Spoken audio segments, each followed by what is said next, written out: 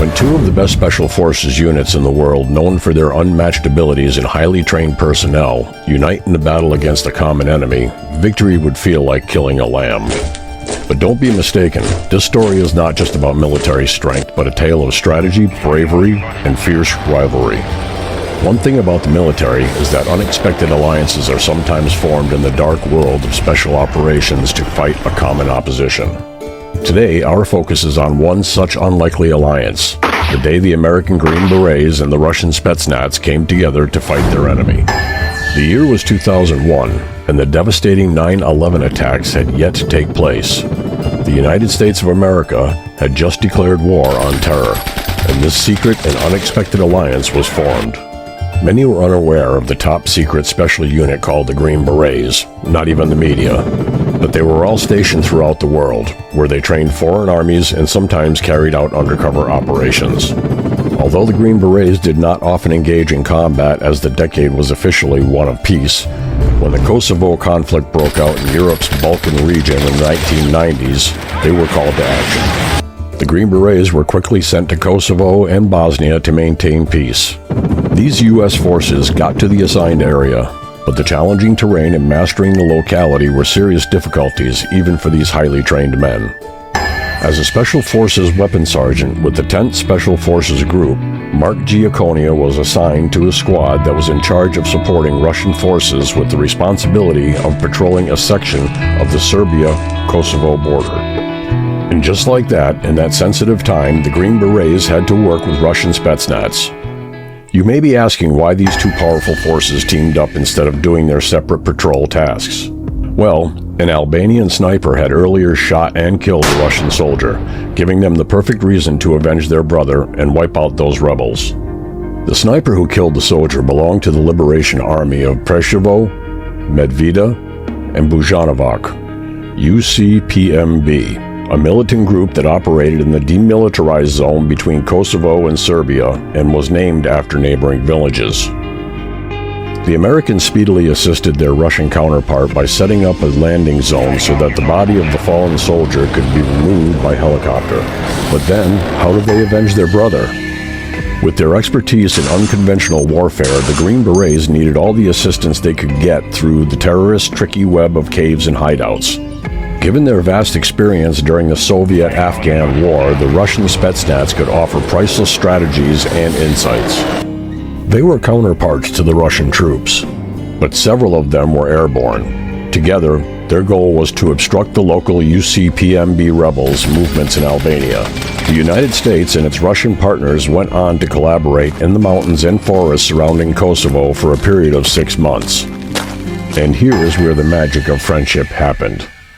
After witnessing what the Russians called a Spetsnaz show, one day Sergeant Mark Giaconia came to understand who his true tactical comrades were. Let's be clear, the Spetsnaz are not a single unit within the Russian military.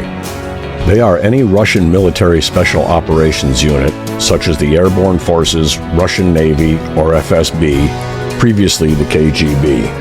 Westerners most frequently referred to the GRU's Special Operations Division as the Spetsnaz, which is Russia's military intelligence agency. Giaconia's encounter with the Russians turned out to be the first time American Special Forces and Russian Special Operators worked together. The U.S. captain who attended the Defense Language Institute and spoke Russian fluently was a huge help to the Green Beret in building positive ties with the Russians. At one point during the Spetsnaz show, they invited them to join them in a sauna where they would drink vodka and compete to endure in the intense heat for the longest period of time. They got into a strange conversation with the Spetsnaz soldiers, and a Russian asked the American counterparts if they would ever really launch nuclear weapons at them. The Russian soldier claimed that during the Cold War, he honestly believed that an American nuclear assault could come at any time, even though the Green Berets didn't think that it would likely happen. None of them admitted the truth that they were wary about the other, maybe because they did not have to. They were allies this time, and their mission in Kosovo was far from the Cold War, with no plans for the use of American nuclear bombs on the rebels. The height of the Kosovo mission was a few days after the Albanian sniper killed the Russian soldier. The Green Berets and the Spetsnaz joined up once more for a joint border patrol along the muddy backcountry roads close to the DMZ. As they made their way through the isolated region, by the side of the road, the Russians came across an unkempt 25-year-old Albanian wearing a green military belt. Considering the remote settings and his unusual appearance, they chose to get him to their base so they could question him further. Eventually, the man gave them exact information on a UCPMB base camp, claiming they had between 40 and 80 fighters living there. The captain declared it was time to move, raising the possibility of action. Based on this information, the Russian-American Special Operations Team moved swiftly to destroy the enemy base camp. In his book, One Green Beret, Bosnia, Kosovo, Iraq, and Beyond 15 Extraordinary Years in the Life 1996 through 2011. Giaconia talks about his time spent in Kosovo with his ODA. He talks about how the joint U.S.-Russian Special Forces unit arrived in Veljava, the location of the insurgent camp. The United team broke from their armored vehicles and advanced into the woodland to attack the camp after taking down the sentries. The Russians cut through the undergrowth with skill, and Giaconia used an MK-19 grenade launcher to completely clear the forest. The patrol came to a gate where they saw a UCPMB guard as they ascended a hill along a narrow dirt track. With his red beret on, he looked surprised at the sheer size of the patrol. The guard was held down by two Green Berets as the Spetsnaz forces quickly jumped out of their armored vehicles and moved to the left side of the road, beginning their attack by moving into the woodland from behind the MK-19. Giaconia heard gunfire, followed by shouts in Albanian. It was the first time he had ever been in a shooting conflict with moving targets. He realized he had to take the fight to them. It was showtime. So, less than a minute after he unleashed a completely automatic barrage of 40mm grenades on the forest in front of them, the captain ordered a ceasefire. Using natural plant tunnels that the UCPMB had dug out of the forest to provide cover, the Russians took over the base camp. Several Albanian fighters were taken prisoner by the Spetsnaz, who were now marching them in the direction of their truck. The UCPMB camp was rendered permanently useless, and the Russians arrested the Albanian fighters they caught in the base. That was probably not much of a big win for these gods of war. Surprisingly, a few weeks later, the last of the UCPMB fighters turned themselves in, probably out of fear of the unknown or to unite with their brothers. Who knows? But they were also taken into custody. When Giaconia was asked about the way the Spetsnaz performed in battle, he claimed they were very tactful and had excellent instincts.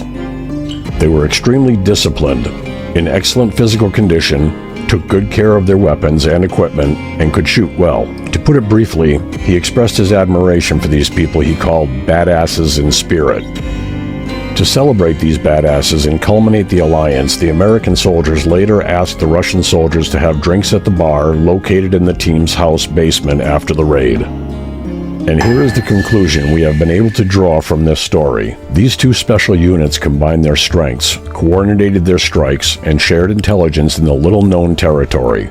While the Spetsnaz provided guerrilla warfare techniques and in-depth knowledge of the area, the Green Berets delivered cutting-edge technology and weapons. With sly precision, the united crew made its way over hazardous terrain. The Spetsnaz used their knowledge to map out the best routes and potential ambush locations, while the Green Berets employed their cutting-edge surveillance equipment to detect enemy positions. The bottom line is that the Green Berets and Spetsnaz found common ground in spite of their different training and backgrounds. Their capacity to cooperate under the most trying circumstances demonstrated the genuine meaning of military collaboration. There was more to this unusual partnership than merely defeating a shared enemy. It was about appreciating one another's strengths and respecting what each unit had to offer. Their cooperation in this story is still a potent illustration of how even the unlikeliest of allies can work together for the common good. And that's a wrap for this video. Please remember to hit the like button and subscribe to our channel if you enjoyed this inspiring tale of military cooperation. We have more amazing tales of bravery and teamwork waiting for you. Until the next time, stay curious and informed.